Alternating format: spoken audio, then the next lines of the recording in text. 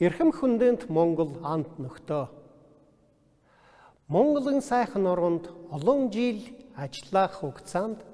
мөнх тэнгэрийн хүчин дор олон зуун жил оршин тогтноосон Монгол орны ард түмэн түүхэнгүнээс уламжлагдсан ирсэн өрсдийн өвөрмөц соёл заншилдаа маш хүндэт илдээ хандгийг өөрийн нүдээр харах завшаан тохиосон. Орчин үед 1921 оны ардын хувьсгал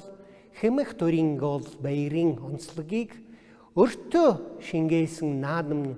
монголчуудыг эх орноо баярлах ахмад наснуудаа дээдлэх гэр бүл хамаатан саднуудын ариун харилцаа хатгаалах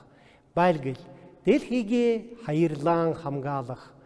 эр цэргийн ахаан дөөсийн болон андын барилгаада үнэж баяг зэрэг уламжилт ёс заншил өв соёлын үнэт зүйлсийг үр хождоо овлуулан үлдээсэн үн эрдний өвөг дээстэй холбоосон чухал хэлхээ билээ. Энэ үеэр захин байгуулагдаг маш өвөрмөц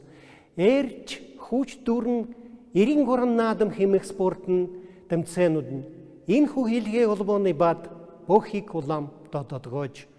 Монголын ард түмний эв нэгдлийг баталж байна. Эрхэм анд нөхдөө энэ хүү завшааныг ашиглан миний бие Монголын айл өрт бүрт эрүүлэнх амжилт